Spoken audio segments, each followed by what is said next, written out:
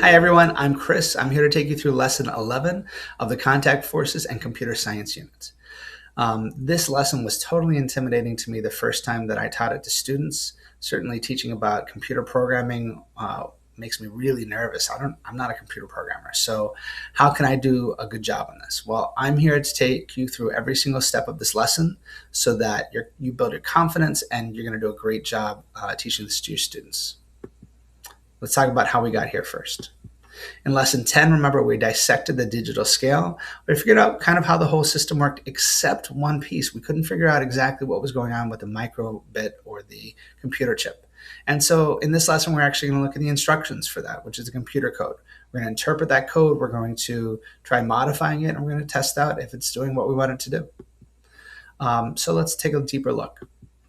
Overall, this lesson is a 3-day lesson. There's about 90 minutes of preparation. A lot of that is preparing sensors, and a lot of that is preparing the code and so on.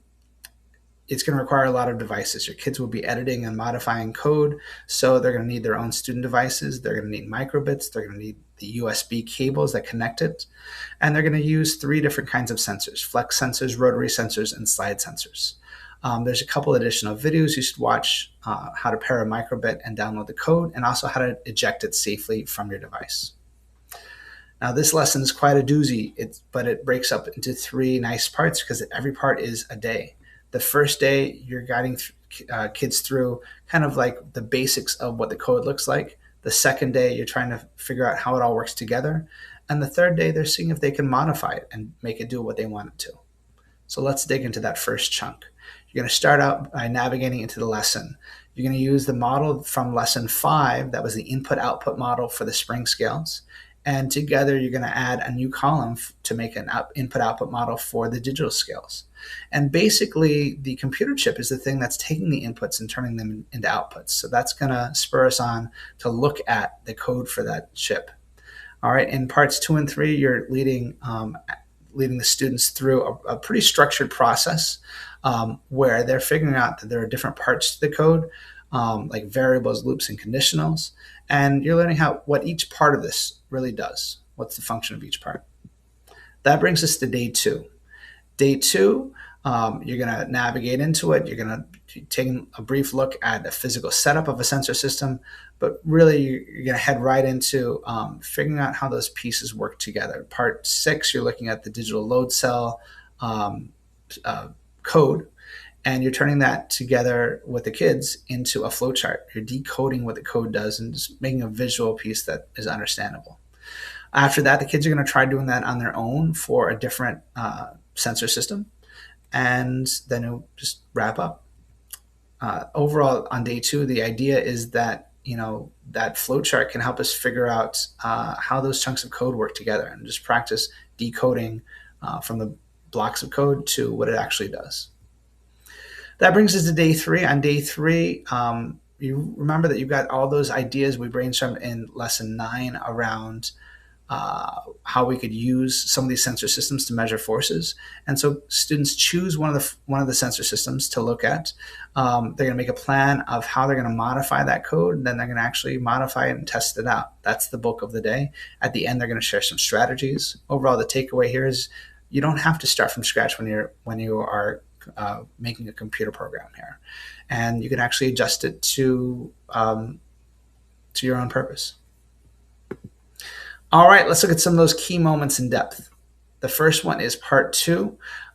This is the first time that students are looking at code. Now, because it's the first time you're going to do this kind of whole class, students will be working through their own worksheet and annotating the code as you go through it. But there's lots of times when you're checking in here. Because it's whole class, you're not going to waste time to actually download the code every single time onto the microbit. So you're going to be testing it in a virtual simulation. That makes it so much faster, and the kids will be doing this on their own, so it's good modeling for them as well. Now, here's the piece. Since this is the first time you're looking at code, if kids are unclear about the basics, you really want to make sure that you spend the time here to investigate it together, to make sure, if I change it to a 3, will the 3 show up? If I change it to a W, will the W show up? Making sure that you're spending that time so that they're confident with what each piece does. That's really important. And I'd be generous with a word wall. There's some suggested words for your word wall, but if the kids are getting stuck on other words, I'd add those as well. It's better to have extra references from them up so that they don't get too intimidated. And lastly, I'd say for parts 2 and 3, really rehearse this before you teach this to kids. Practice what you're going to say, how you're going to be leading them through it, because you don't want to be seeing this for the first time as you're in front of students. All right, this is part 6 on day 2. In part 6 and 7, students are going to be looking at the entire program and trying to figure out how the chunks work together to make the whole program work. These 2 parts are going to take a lot of time. So in part 5 of the lesson, there's an optional part at the end where kids look at this flex sensor code. I would either skip through that or just spend a very short time on that so you have enough time for part 6 and 7 in this lesson.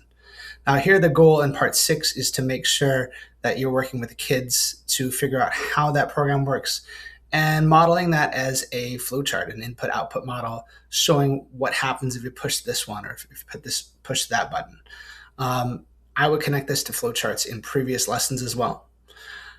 There's a piece in part 6 where the students are thinking about calibration, and that's important, but it's not the most important piece in this lesson. So I wouldn't get stuck on that. If the kids get confused, I would just move on so you have enough time for the other parts of the lesson. In part 7, the kids are taking a look at code kind of on their own for the first time. And so you're going to have students who are experts, but you're going to have students who have never seen computer code before. And so notice the kids who are going to need a little bit more check-ins and acknowledge some of the expert coders, some of the kids who have done this a lot before, because maybe they can help the kids around them as you are focused on other students. All right. Part 8 is the end of day 2. This is basically when the kids are putting the materials away. I just want to focus in on this because if you set this up as a strong routine and set clear expectations, it's going to pay dividends in the next couple lessons. So make sure you're using the checklist off the slide for what the kids need to do, and make sure you have a station ready for kids to be able to return their microbits, return the pieces of the sensors, and so on. All right. Part 11, this is the exciting time for kids. This is when you're going to kind of set them free to change their code and see if they can make it do what they want it to. All right. They're going to start off with chunks of code for each kind of sensor. So make sure you have a Google Doc that's I make mine view only for kids to be able to click on that link and get their copy of their code to start with.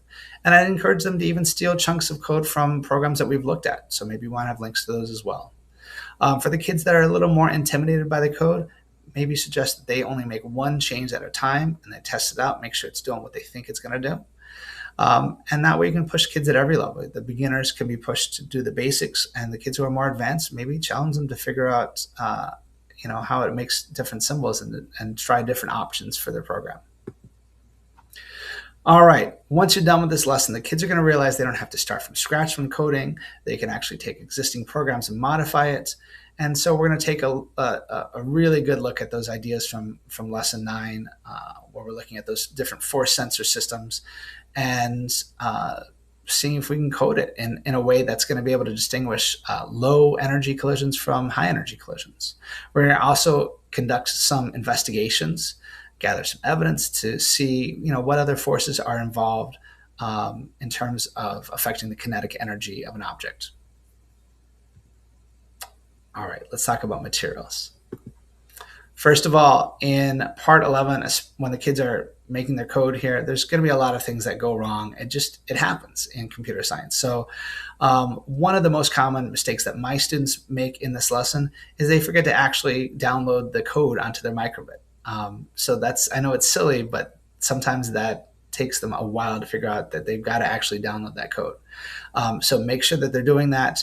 If it's still not working, check the connections, check the power, check the battery, try rebooting the system. And if all else fails, ask a student who's an expert. Maybe there's a student who really would love to help solve a problem for someone else.